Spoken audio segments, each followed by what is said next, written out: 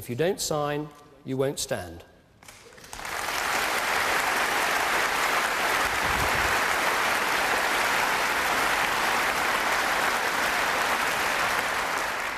And while we're on this subject, there is one other thing that destroys faith in politics. And that is putting something in your manifesto and then doing the complete opposite. So when we all fight in those European elections next June, we will fight to promise to hold that referendum on the European Constitution that Labour promised and have never delivered.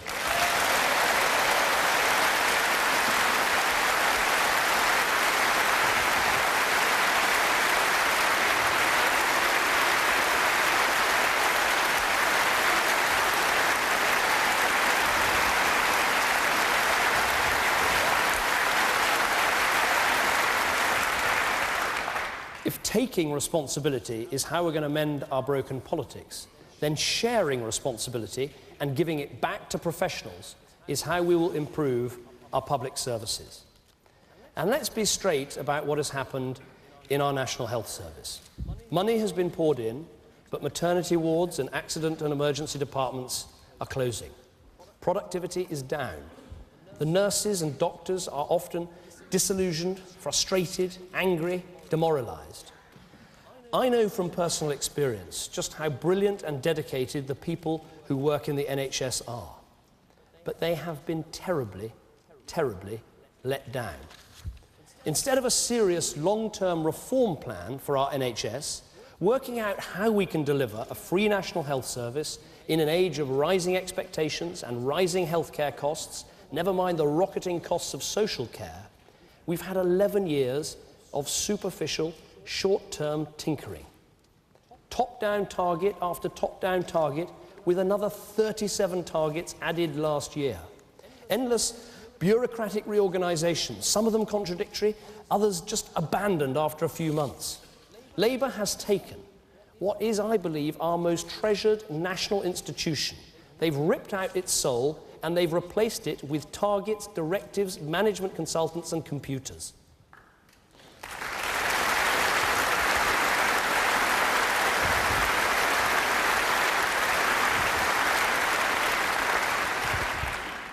In August, I got a letter from one of my constituents, a man called John Woods.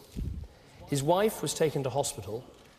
She caught MRSA and she died. Some of the incidents described are so dreadful that I can't read most of the letter. He says the treatment his wife received was like something out of a 17th century asylum, not a 21st century £90 billion health service. And when, as his life was coming to an end, he remembers her sitting on the edge of her bed in distress and saying, "I never thought it would be like this."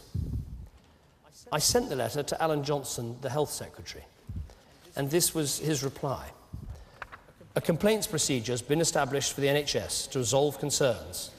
Each hospital and primary care trust has a patient advice and liaison service to support people who wish to make a complaint. There's also an independent complaints advocacy service. If, when Mr. Woods has received a response, he remains dissatisfied, it's open to him to approach the Healthcare Commission and seek an independent review of his complaint and local organisations' response. Once the Healthcare Commission has investigated, he can approach the Health Service Ombudsman if he remains dissatisfied. A Healthcare Commission, a Health Service Ombudsman, a Patient Advice and Liaison Service, an Independent Complaints Advisory Service, 4 ways to make a complaint, but not one way for Mr. Woods' wife to die with dignity. God, we've got to change that.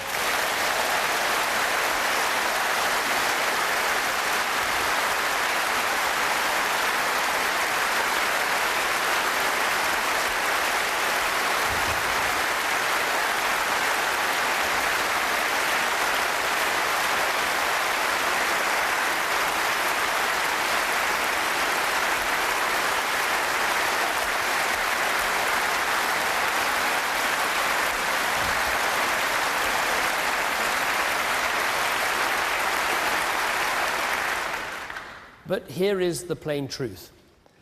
We will not bring about long-term change if we think all we have to do is stick with what Labour have left and just put in some more money. Instead of those targets and directives that interfere with clinical judgments, We will publish the information about what actually happens in the NHS. We'll give patients an informed choice about where to go for their care, so doctors stop answering to Whitehall and start answering to patients. This way, the health service can become at last just that, a service, not a sort of take-it-or-leave-it bureaucracy. I'm afraid that Labour have had their chance to be shown whether they could be trusted with the NHS or not, and they have blown it. We are now the party of the NHS, and under my leadership, that is how it's going to stay.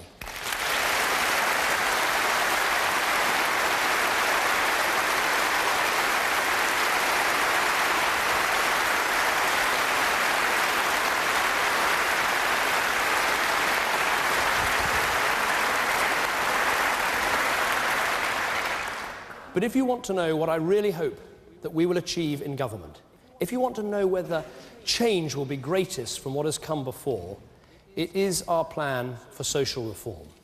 The central task I've set myself and our party is to be as radical in social reform as Margaret Thatcher was in reforming our economy.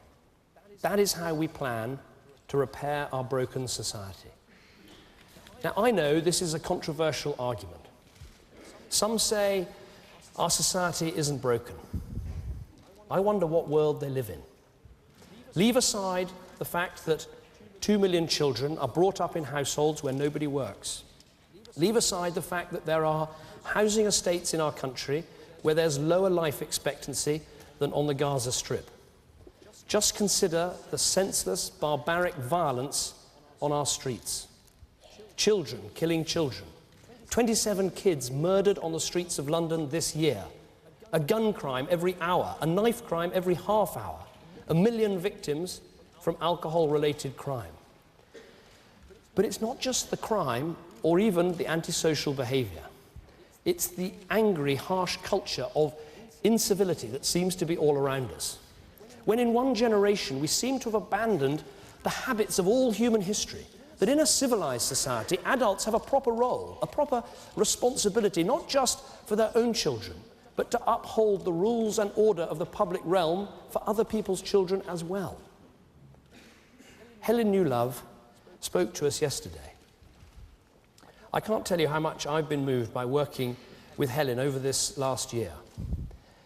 This woman, Helen, whose husband Gary was kicked to death on their doorstep. This woman who had to explain to their children, to their beautiful children, that their father was not coming home from hospital, not ever, because he had been a brave and responsible and a good man.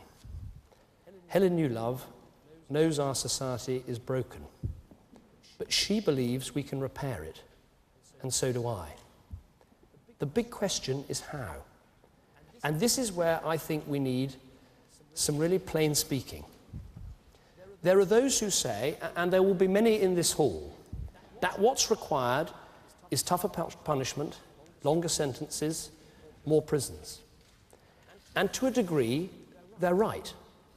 We'll never mend the broken society without a clear barrier between right and wrong, and without harsh penalties for people who cross the line. But let us recognize, once and for all, that such an approach only really deals with the symptoms. It picks up the pieces of the failure that has come before. Come with me to Wandsworth Prison and meet the inmates. Yes, you meet the mugger, the burglar, the robber, but you also meet the young man who can't read and never could. You meet the teenager who's a chaotic heroin addict. You meet young men who never knew the love of a father. You meet the middle-aged failure who's never been in work, and no one in his family has known work for 2 generations or more. If we miss the background, if we miss the context, if we miss the causes, we will never, ever understand why crime is so high in our country.